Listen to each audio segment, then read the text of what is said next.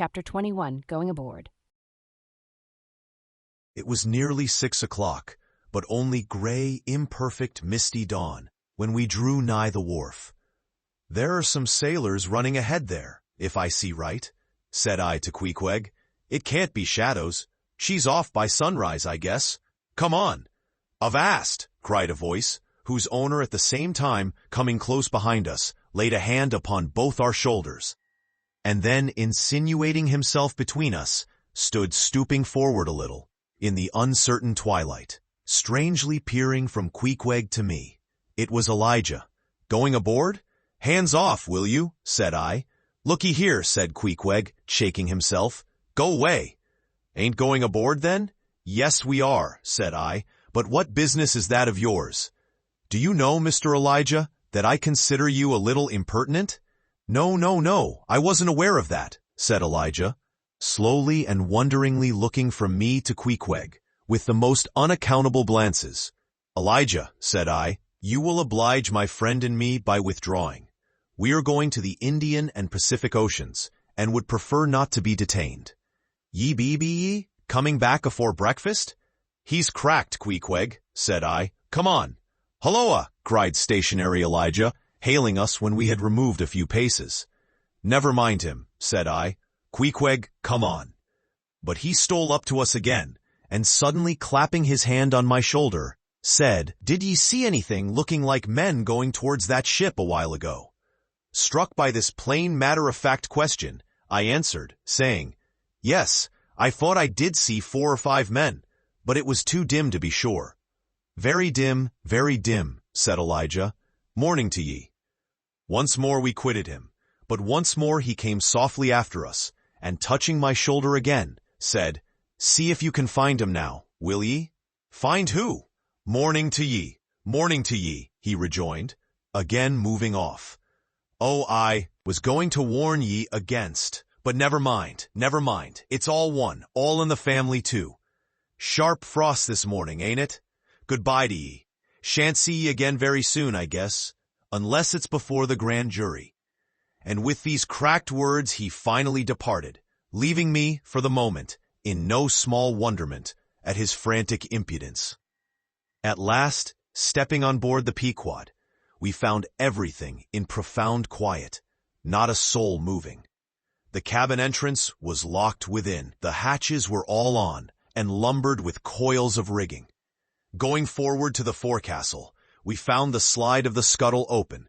Seeing a light, we went down, and found only an old rigger there, wrapped in a tattered pea-jacket.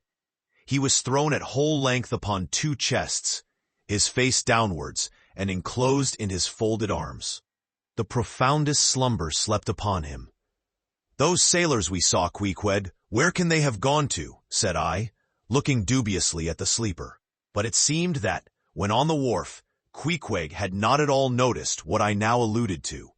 Hence I would have thought myself to have been optically deceived in that matter, were it not for Elijah's otherwise inexplicable question. But I beat the thing down, and again marking the sleeper, jocularly hinted to Queequeg that perhaps we had best sit up with the body, telling him to establish himself accordingly. He put his hand upon the sleeper's rear, as though feeling if it was soft enough, and then, without more ado, sat quietly down there. "Gracious, Queequeg, don't sit there," said I. "Oh, Perry dude seat," said Queequeg. "My country way. Won't hurt 'em face." "Face," said I. "Call that his face? Very benevolent countenance then, but how hard he breathes, he's heaving himself. Get off, Queequeg. You are heavy, it's grinding the face of the poor. Get off, Queequeg. Look, he'll twitch you off soon. I wonder he don't wake."